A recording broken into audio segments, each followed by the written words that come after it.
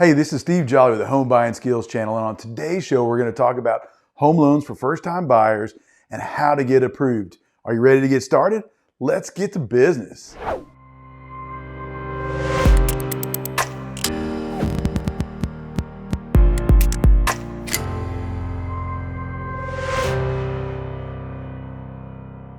So the first thing I want to talk about today is not all lenders are created equal.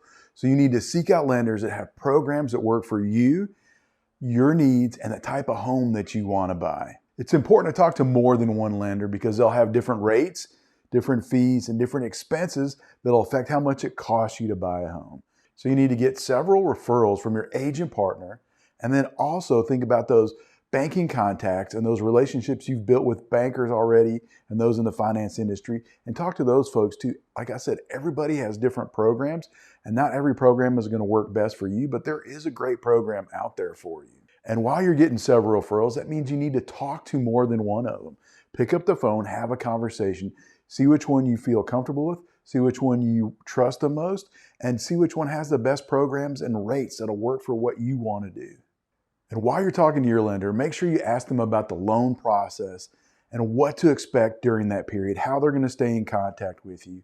All those things are important because the level of service you get relates to the experience you have when going through that home buying process. And this loan part is one of the most stressful parts about the whole home buying process because they ask for so much from you in so little time. Now, which one do you go with? I always recommend that you choose a lender who you trust that has the most competitive rates and the best program for you. Number two, not all loan pre-approval letters are created equal. There's such thing as a pre-qualification letter, there's a pre-approval letter, and there's a fully underwritten pre-approval letter. And there's a big difference between the first one, the second one, and the third one. A pre-qualification letter means you picked up the telephone, you talked to a lender, he asked you a handful of questions, 15 minutes later, they sent you a pre-approval letter in the mail. It's not really worth more than the paper that it's written on. Now, pre-approval goes a little bit deeper. They might ask you for a few questions.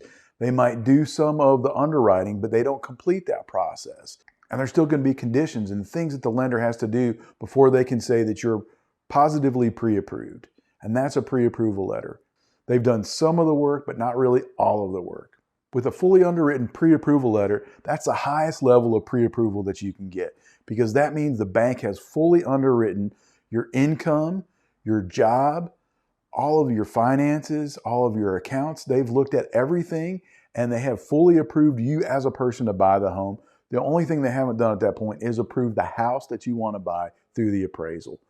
That's what a fully underwritten pre-approval letter is, and that's what I recommend that you get when you're looking for a home, because that's the one that's going to tell the seller you're most serious and you're most likely to be able to get to the closing table. And in this kind of market, that means a lot because no one wants to sell their house twice. And when you're going through that pre-approval process, submit all your documents as early as possible and submit them as complete as possible. Now, they're going to ask you for backup documents and other documents that relate to things that they find on when they're going through the underwriting process. Please also submit those documents that they request on the same day or as close to that as possible, because the faster you get this done, faster you can get pre-approved, and the quicker you can get out there looking for a home and be able to write an offer that's going to mean something to the seller. Now, there are other loan options that are guaranteed cash. So there's kind of like cash, but they allow you to use a loan. There's companies out there that provide that product. It's not the best for everybody, but there are some great places where that can be used to help you get into a home with a cash-like offer, even though you're writing a loan. Now, the third thing I want to talk to you about today is the different types of loans that's out there. The most common loan out there is the conventional loan. And that means that that loan is being guaranteed by the federal government. So that's what a conventional loan is. That's what probably 90% or more of all the loans that are originated in the United States are conventional loans. So that's the most likely loan you're going to come across when you talk to lenders. Second common type of loan is the FHA loan. That stands for Federal Housing Authority. And the FHA creates loans to help people at lower income levels get into homes by making some of the terms of the loans a little bit better. However, in this market, FHA loans are really hard to get past the seller because they're not the same thing as a conventional loan. They don't come with all of the same terms. And so most sellers prefer to have a conventional loan. Another loan that's backed by the federal government is called the VA loan, and that's a loan for our veterans. And like the FHA, not a lot of sellers are accepting VA loans right now, which is a shame because that's a great benefit that our veterans earned when they served in the military. So just keep that in mind as you're out there looking. That may be something that you could use, but it may go against you in this process. So just keep that in mind. Also, the VA and the FHA aren't always the least expensive loans. They're typically a little bit more expensive. So look into those charges and the cost over the life of the loan and see what that's going to cost you, both with the VA and FHA and a conventional, and find out which one of those works best for you. Now, if you're looking in a rural area, another great loan to look at is the USDA loan. These loans are specifically designed for rural areas, and there's certain zip codes that they work in. So if you want more information, you need to look up those zip codes online and see if the area you're looking in is eligible for USDA loans. They come with a low interest rate and low down payment, so it's a very popular way to buy a home in a rural area. Now, if you're in Tennessee or another state, you likely have different types of loan options for first-time home buyers. In Tennessee, it's called the THDA loan, or Tennessee Housing Development Authority. They've developed a bunch of different programs for first-time home buyers that can partner with a conventional loan to help you get into the home. Now, between all these types of loans, there are fixed rate loans and there are variable rate loans. A fixed rate loan is that loan rate is going to stay the same throughout the whole life of the loan period. So if you have a 15-year loan or a 30-year loan, that interest rate is going to stay the same that whole time period. Now, if you have a variable rate loan, that can change depending on the timing of the contract that you signed when you got that loan. Now, sometimes they'll have a fixed rate for a number of years and then it moves to variable. And while those can be popular because you can get it in a lower rate now, some of those will have balloon payments, which you need to watch out for. That's when you have to pay a whole bunch of money at one time and pay off the loan at one time, or refinance. And if the rates aren't good for you to refinance when it comes to refinance that variable rate loan, that could be a problem for you. So if you're going to go the variable route, just be careful, know the terms, know when you have to refinance or pay that home off to avoid penalties. Now, let's talk about the documents you need when you go to apply for a loan. First thing they're going to ask you is for your ID. So they're going to want to get a copy of your driver's license so they know it's you that's out there. Don't feel weird about it. It's something that happens every day in this business. They just want to make sure somebody's not using your identity to write a loan. And that would be bad if you found out later that somebody had committed identity theft on you. So that's the purpose of it. You're going to need your ID. Another thing you're going to need is proof of income. And that can come from pay stubs. It's going to come in the form of, they're going to verify that with your bank statement. And if you're getting a new job, they may look at an offer letter that you get from that new company. So those are all types of things that prove your income. They will also verify your employment later on. So keep that in mind. So the next thing they're probably going to ask you for is bank statements and tax records. They're going to want copies of your recent statements from all your different types of accounts, from your checking accounts, from your savings accounts, from your investment accounts. They need recent statements from each one of those to get an idea of how much money you have in savings for the current time. And then also they take a look at even your retirement savings.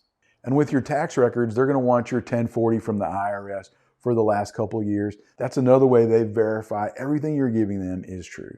Now, if you're a business owner or entrepreneur, they're probably going to ask for P&L statements, your business bank accounts, and other things to verify your business banking. Typically, if you're self-employed, they're going to want you to be self-employed for a minimum of 2 years before you can get a loan. So just keep that in mind if you're newly self-employed.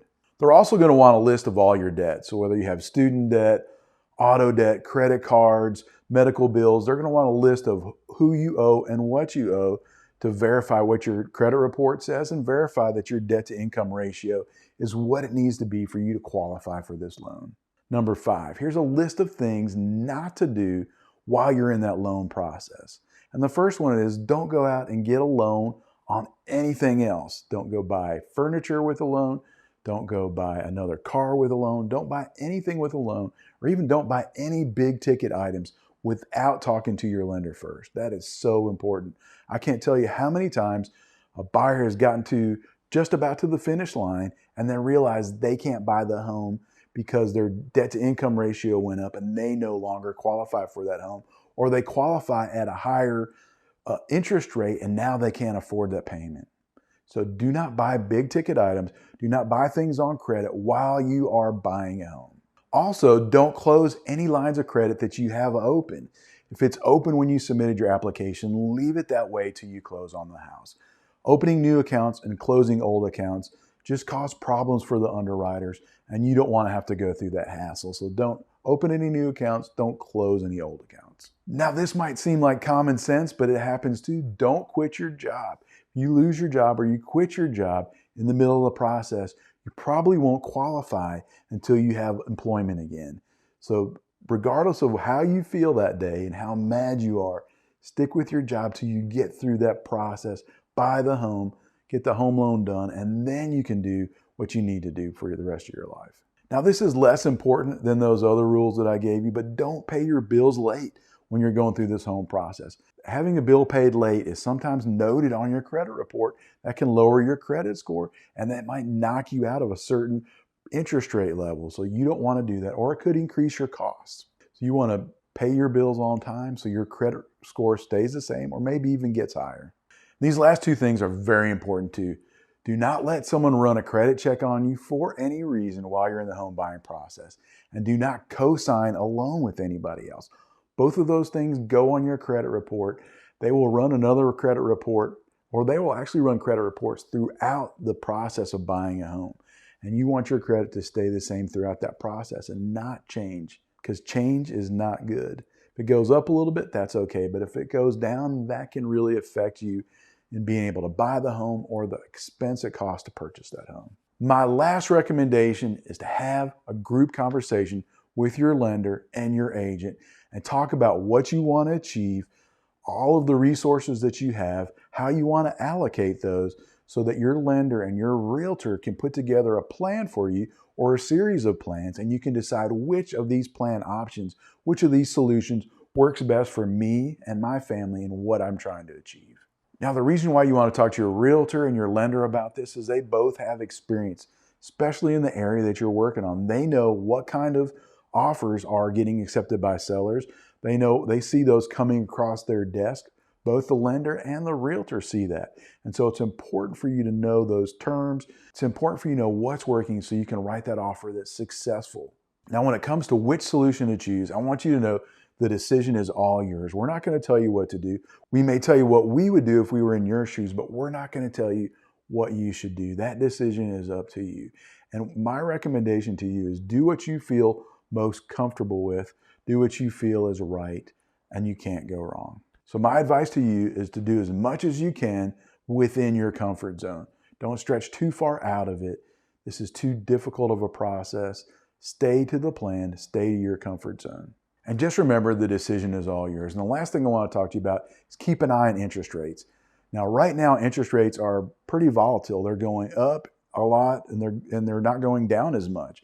So when they're moving that quickly, you need to keep an eye on it through that process. So you make sure you lock in your interest rate at the right time and at the right value that's best for you, especially in a market where rates are going up. You really need to keep a close eye on interest rates because that will affect your cost, the final cost of your home and how much you pay over the life of the loan. I hope you enjoyed today's video on home loans. If you liked it, click the like button to let me know you enjoyed it. And if you have specific questions, leave them in the comments below and I'll be sure to answer them. Don't forget to subscribe and click the bell so you never miss a future episode. Take care. Have a great day.